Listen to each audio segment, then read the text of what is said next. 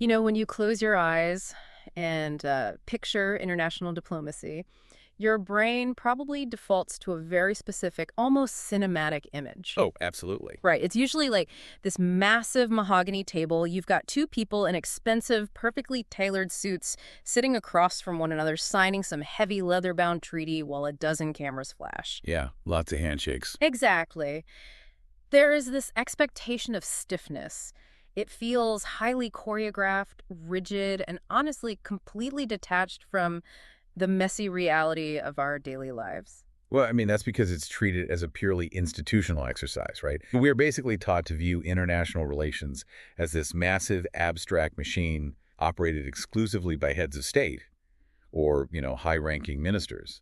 We rarely look at the actual gears turning underneath. But when you step into the world of today's deep dive, that mahogany table just entirely vanishes. We are looking at a diplomatic landscape built on something completely different. Totally different. Imagine a reality where international relations are sustained by a warm plate of rendang, a flawlessly pressed shirt, and local embassy staff quietly figuring out how to find a bed for a panicked student whose currency just collapsed. It is a profoundly human reality. It really challenges the very definition of what we consider soft power. It really does. So, welcome to the deep dive. Today, we're exploring a unique 75-year friendship between two nations you might not immediately pair together on a map, Indonesia and Switzerland. Yeah, quite the contrast. Right.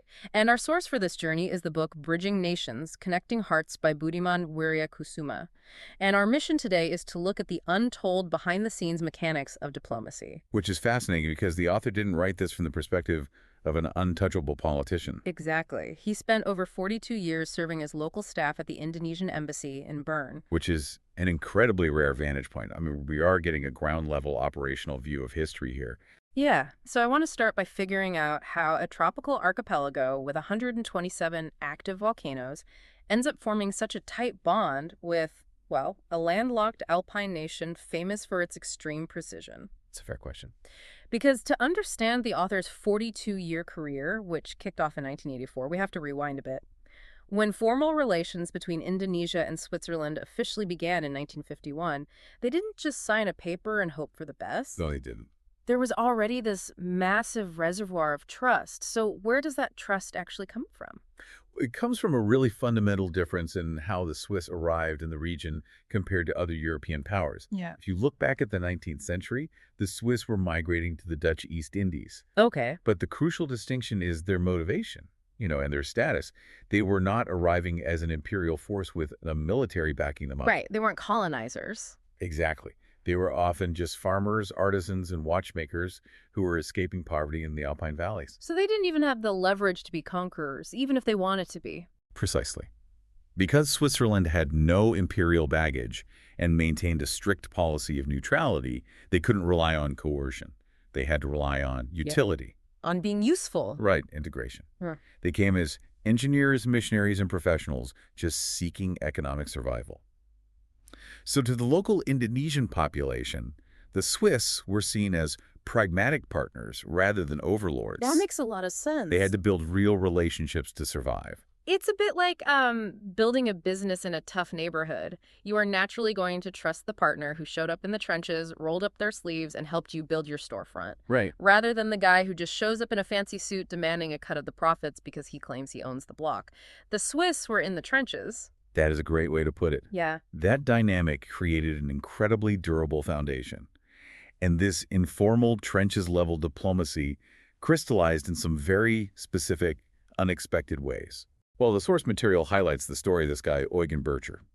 He was a Swiss man from the canton of Valais, and in the 1940s, he actually served as the head of household at President Sukarno's palace.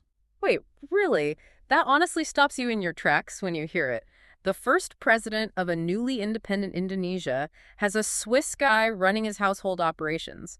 How does that even work practically? Think about the logistical nightmare of establishing a newly independent nation's presidential palace. I can't even imagine. You are suddenly hosting world leaders, managing complex protocols, and dealing with massive daily operations.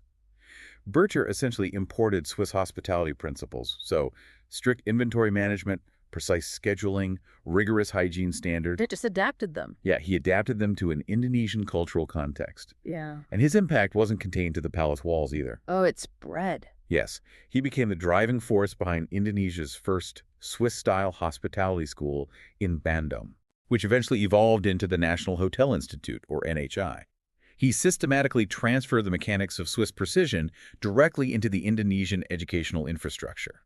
So by the time Ambassador Yusuf Alfian Helmi presented his credentials in Bern in November 1951 to officially start diplomatic relations, the ink on the treaty was just a formality. Exactly. The cultural integration had already happened. And the source mentions that this was heavily reinforced in 1956, right? When President Sukarno made a state visit to Switzerland. Yes, that was a huge moment. Sukarno's natural charisma and warmth apparently did a lot of heavy lifting in humanizing Indonesia for the Swiss public. It really transformed Indonesia from this abstract geopolitical concept into a living, breathing nation in the minds of the Swiss people. And if we connect this to the bigger picture, that public perception is the bedrock of foreign policy.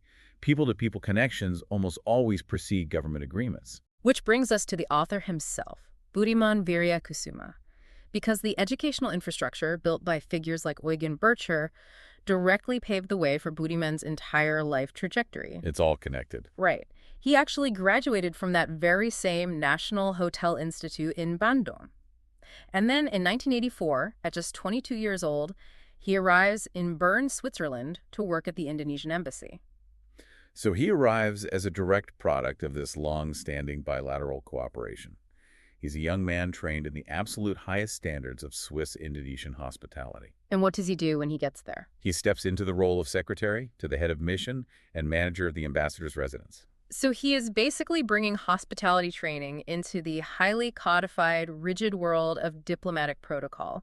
And this introduces a concept from the text that I think totally upends how we usually view embassies. The local staff. Yes, the idea of the local staff. The author refers to them as the unseen custodians of diplomacy. The term unseen custodians is incredibly accurate because they hold the operational memory of the mission. The reality of diplomacy is highly volatile.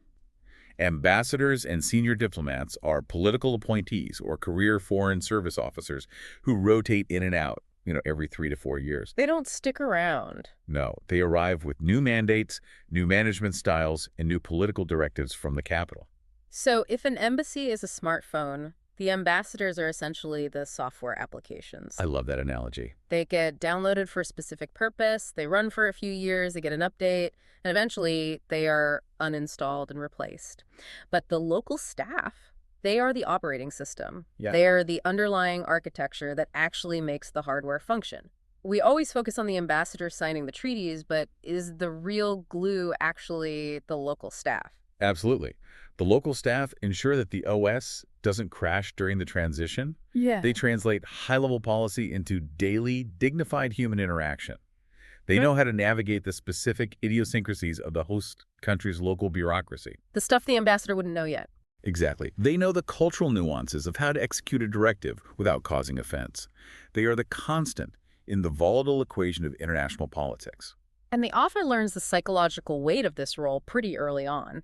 There's this moment in the text involving his mentor, Ambassador Hadi Tayeb, in the late 1980s. Oh, well, the marathon lesson. Yeah. Budiman is a young guy working late, pushing himself to the point of absolute exhaustion to get the protocol perfect. The ambassador catches him burning the midnight oil and tells him, service is a marathon, not a sprint. Which, in the context of a 42-year career, isn't just some cliche about pacing yourself. No, not at all. It is a fundamental doctrine of diplomatic service. Ambassador Tayeb was teaching him that leadership and service require self-mastery. If you burn out trying to execute the technical details flawlessly, you lose the capacity for empathy. And you need empathy. Right, because without empathy, you cannot effectively serve your nation's citizens or represent your country. Endurance is literally a strategic requirement. But, that philosophy of service is easy to maintain when you're just managing schedules and making sure the silverware is polished. Sure. It's a completely different beast when the geopolitical stakes are raised. We actually get to see this hospitality tested in two vastly different types of crucibles.